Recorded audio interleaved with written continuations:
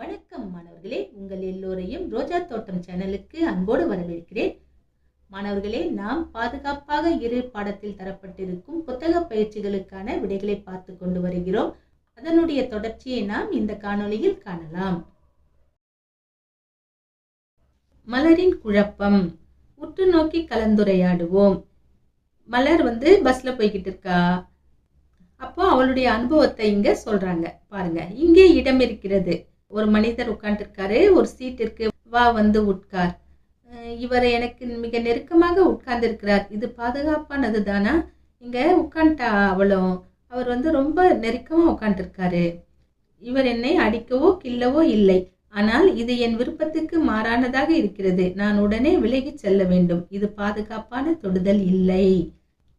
மலர் புத்திசாலி பொண்ணு. அவரு நெருங்கி நெருங்கி உட்கார்றத வச்சு அவ இது சரியில்லைன்னு தோணி அவ டக்குன்னு எழுந்துட்டா. அதுக்கப்புறம் என்ன பண்றா, ஆசிரியர்கிட்ட சொல்றா. சொல்லிட்ட பிற்பாடு ஆசிரியர் சொல்றாங்க, நீ அங்கிருந்து உடனே விலகி சென்றது சரிதான், கரெக்டா தான் பண்ணிருக்கேன்னு சொல்றாங்க. அதுக்கப்புறம் கண்மணியின் கதை. கண்மணி சுறுசுறுப்பான சிறுமி. அவளுடைய குடும்ப நண்பர் ஒருவர் கண்மணிக்கு கணிதம் கற்பித்தார். ஃபேமிலி ஃப்ரெண்ட் ஒருத்தர் மேக்ஸ் சொல்லி கொடுக்கிறாரு. சரி, ஒரு நாள் அவர் அவளுடைய மறைவான பாகத்தை தொட்டார். அவள் மிகவும் குழப்பமடைந்தாள். இது ரகசியம், யாரிடம் சொல்லாதே அப்படின்னு சொல்றாரு. பர்சனல் பார்ட்ஸை டச் பண்றாரு. டச் பண்ணிட்டு இதை யார்ட்டு சொல்லாதன்னு வேற சொல்றாரு. அதுக்கப்புறம் அவளுக்கு ரொம்ப சோகமா போயிடுது. இச்செயல் தொடர்ந்து நடந்தது. அதனால் கண்மணி மிகவும் பயந்து கவலையுடன் காணப்பட்டாள். இதே மாதிரி அடிக்கடி நடக்குது. அப்புறம் அவ பயந்துட்டா, கவலையோட சோர்வோடு இருக்கிறா. அப்புறம் ஒரு நாள் என்ன பண்றா, யோசிக்கிறா. நம்பிக்கைக்குரிய மூத்தோரிடம் கூற வேண்டும் என்று என் ஆசிரியர் கூறியது நினைவிருக்கிறது. அதனால் நான் என் அம்மாவிடம் கூறுவேன் அப்படின்னு யோசிக்கிறா. அப்புறம் அம்மா, நான் உங்களிடம் பேச வேண்டும் அப்படின்னு போய் நிற்கிறா. அம்மா கிட்ட போய் உட்காந்துட்டு எல்லாத்தையும் சொல்லிடுறா. என்னிடம் பகிர்ந்து கொண்டதற்கு நன்றி கண்மணி. இது உன் தவறு இல்லை, கவலைப்படாதே. இதுல உன் தவறு எதுவும் கிடையாது, நீ கவலைப்படாத, நான் பாத்துக்கிறேன்றாங்க. அதுக்கப்புறம் அப்பா என்ன சொல்றாரு, எங்களிடம் கூறியதற்கு நன்றி. இது உன் தவறு இல்லை, நாங்கள் உன்னை பாதுகாப்போம், நாங்க உன்னை பாத்துக்கிறோம், நீ கவலைப்படாத அப்படின்னு சொல்றாங்க. அதுக்கப்புறம் அவ மனசு என்ன நினைக்குது பாருங்க, நான் இப்பொழுதுதான் பாதுகாப்புடன் இருப்பதாக உணர்கிறேன். அப்பாடா, அம்மா கிட்ட அப்பா கிட்ட சொல்லியாச்சு, இனி நான் சேஃப்டியா இருப்பேன் அப்படின்னு உணர்றா. நம்ம மனசுலயே வச்சுக்கிட்டு இருக்கும்போது தான் நமக்கு குழப்பமா இருக்கும், பயமா இருக்கும். சின்ன பிள்ளைங்க இல்லையா, நம்ம அப்படி தோணும். நாம போய் அம்மா அப்பா கிட்ட சொல்லிட்டோம்னா மீதி அவங்க பாத்துக்க போறாங்க, நாம ரிலாக்ஸ் ஆயிடலாம். சரிங்களா? அடுத்தது பாருங்க, விருப்பத்திற்கு மாறான பாதுகாப்பற்ற தொடுதல்களை எதிர்கொள்ள நேர்ந்தால் நீங்கள் என்ன செய்வீர்கள்? முதல்ல என்ன பண்ணணும், வேண்டாம்னு சொல்லணும். வேண்டாம் என்று உரக்க சொல்லுங்கள். அதுக்கப்புறமா விலகி செல், அதாவது உடனே அவ்விடத்தை விட்டு விலகி செல்லுங்கள். அதுக்கப்புறமா உதவி கேள். நம்பிக்கைக்குரிய மூத்தோரிடம் கூறுங்கள். விலகி போயிடுறோம், போயிட்டு அப்படியே விட்டுடக்கூடாது. நம்பிக்கையானவங்க கிட்ட போயிட்டு இது மாதிரி நடந்ததுன்னு சொல்லணும் கண்டிப்பா. சரியா? மனசோட வச்சுக்க கூடாது. அடுத்தது பாருங்க, தொடுதல் விதிகள். யாரும் செய்யக்கூடாதவை. உங்களது மறைவான பாகத்தை தொடுதல். இத உங்க பர்சனல் பார்ட்ஸை யாரும் தொடக்கூடாது.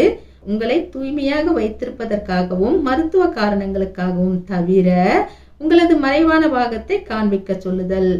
அடுத்தது, யாரும் செய்யக்கூடாதவை. அவர்களுடைய மறைவான பாகத்தை உங்களை தொட சொல்லுதல். இதை நீங்க செய்யக்கூடாது. அவர்களுடைய மறைவான பாகத்தை காண்பித்தல். அந்த மாதிரி காண்பித்தாலும் நீங்க பார்க்க கூடாது. மறைவான பாகங்களின் படங்களை காண்பித்தல், இதையும் நீங்க பார்க்க கூடாது. அந்த மாதிரி நடந்ததுன்னா உடனடியாக அங்கிருந்து வேண்டாம்னு சொல்லிடணும். அங்கிருந்து கிளம்பிடணும். கிளம்பிட்டு மூத்தோர்கிட்ட போய் நடந்தது சொல்லிடணும். சரிங்களா? அடுத்தது பாருங்க, நம்பிக்கைக்குரிய மூத்தோர். நம்பிக்கைக்குரிய மூத்தோர் என்பவர் உங்கள் மீது அக்கறை கொள்பவராகவும் உங்களுக்கு தேவைப்படும் நேரங்களில் உதவி செய்பவராகவும் இருப்பவர். அவரிடம் உங்கள் உணர்வுகளை நீங்கள் பகிரலாம். நம்பிக்கைக்குரிய மூத்தோர்னா போறவங்க வரவங்க எல்லாம் நம்பிக்கைக்குரிய மூத்தோர் கிடையாது. உங்க மேல அக்கறை இருக்கணும். உங்களுக்கு வேண்டிய உதவிகளை செய்யணும். யார் அதை செய்வாங்க? நம்ம வீட்டுல இருக்கிற நம்ம தாத்தா, நம்ம பாட்டி, நம்ம அம்மா, நம்ம அப்பா, நம்ம சித்தி, நம்ம சித்தப்பா, நம்ம ஆசிரியர், இந்த சர்க்கிள் இருக்கிறவங்கள தான் நாம இப்படி கொண்டு வரணும். சரிங்களா? அதுக்கப்புறமா கீழே என்ன கொடுத்துருக்காங்க பாருங்க. நீங்கள் பாதுகாப்பு இல்லாமல் உணரும் பொழுதும் பாதுகாப்பற்ற தொடுதலை உணரும் பொழுதும் வேண்டாம் என்று உரக்க சொல்லுங்கள். உடனே அவ்விடத்தை விட்டு விலகி செல்லுங்கள். உங்களுக்கு உதவக்கூடிய நம்பிக்கைக்குரிய மூத்தோரிடம் கூறுங்கள் அல்லது 1098 1441 உதவி எண்களை தொடர்பு கொள்ளுங்கள். நம்ம ஏற்கனவே பார்த்ததுதான், அதை தான் திரும்பவும் கொடுத்துருக்காங்க. கீழே என்ன கொடுத்துருக்காங்க? செய்து கற்போம். உங்கள் கையின் புறவரியை வரைந்து அதில் உங்களுக்கு நம்பிக்கைக்குரிய மூத்தோரின் பெயர்களை எழுதுக. மேலும் அவர்களை பற்றி ஓரிரு தொடர்களில் எழுதுக. இப்படி கொடுத்துருக்காங்க. நம்ம கையை வச்சு கையோடைய அவுட்லைனை வரைஞ்சிடணும். அந்த கைக்குள்ள நம்பிக்கைக்குரிய நபர்களை பற்றி எழுதணும். இதோ எழுதியிருக்கோம் பாருங்க. நான் யார் யாரை எழுதியிருக்கேன்னா, அம்மாவை எழுதியிருக்கேன், அப்பாவை எழுதியிருக்கேன், ஆசிரியரை எழுதியிருக்கேன். இது இல்லாமல் உங்களுக்கு வேற யார் யார் நம்பிக்கைக்குரியவங்கன்னு இருக்காங்களோ அவங்கள கூட நீங்கள் எழுதலாம். முதல்ல அம்மா பெயரை எழுத சொல்லியிருக்காங்க இல்லையா? அம்மா பேரு ஜெயந்தி. எழுதிடுவோமா? என் அம்மா என்னை பாசத்தோடு வளர்க்கிறார், நல்ல பழக்க வழக்கங்களை சொல்லிக் கொடுக்கிறார். அடுத்தது அப்பா மணி. என் அப்பா என் அனைத்து தேவைகளையும் பார்த்து பார்த்து நிறைவேற்றுகிறார். அடுத்தது ஆசிரியர். இந்த இடத்துல நீங்க உங்க ஆசிரியருடைய பெயரை எழுதிக்கோங்க. என் ஆசிரியர் எனக்கு பாடங்களை கற்றுத் தருகிறார், ஒழுக்கத்தையும் கற்றுத் தருகிறார். அடுத்தது பாடல் பாடுவோமா, பாதுகாப்பாக இரு அப்படின்னு ஒரு பாடல் கொடுத்துருக்காங்க. இந்த பாடலை பாட சொல்லியிருக்காங்க. பாடல் ரொம்ப நல்லா எனக்கு பாட வராது, இருந்தாலும் ஒரு முயற்சி செய்திருவோமா? வேண்டாம் வேண்டாம் வேண்டாம் வேண்டாம் என்று சொல்லிவிடு, பாதுகாப்பற்ற தொடுதலை உணர்ந்தால் வேண்டாம் என்று சொல்லிவிடு. ஓடிடு ஓடிடு ஓடிடு, அவ்விடத்தை விட்டு ஓடிடு, உடனடியாக ஓடிடு, உரியவரிடத்தில் சொல்லிடு, நம்பகமானவரிடத்தில் சொல்லிடு, நம்பகமானவரிடத்தில் சொல்லிடு. அழுதாலும் நீ சொல்லிடு, பயந்தாலும் நீ சொல்லிடு, உதவி கிடைக்கும் வரையிலும் தொடர்ந்து நீயும் சொல்லிடு, நம்பகமானவரிடத்தில் சொல்லிடு, நம்பகமானவரிடத்தில் சொல்லிடு.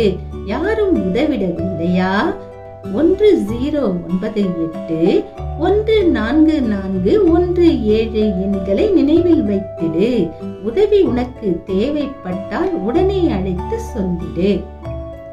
இந்த பாடலை நீங்க பாடுங்க, சரிங்களா? மாணவர்களே, ஒரே வீடியோல எல்லா பாடங்களையும் போட முடியாததுனால பகுதி 1, பகுதி 2, பகுதி 3 பிரிச்சு போடுறேன். இதனுடைய எல்லா வீடியோவும் உங்களுக்கு வேணும்னா டிஸ்கிரிப்ஷன்ல பிளேலிஸ்டோட லிங்க் கொடுத்துருக்கேன். நீங்க அங்க போனீங்கன்னா உங்களுக்கு எல்லா வீடியோவும் கிடைக்கும், சரிங்களா? மாணவர்களே, இன்று நாம் பாதுகாப்பாக இரு பாடத்தில் தரப்பட்டிருக்கும் புத்தக பயிற்சிகளுக்கான விடைகளை பார்த்தோம். இந்த பாடம் இத்தோடு முடியல. இதனுடைய தொடர்ச்சியை நாம அடுத்தடுத்த காணொளிகளில் காணலாம். அதுவரைக்கும் டாடா, பாய்.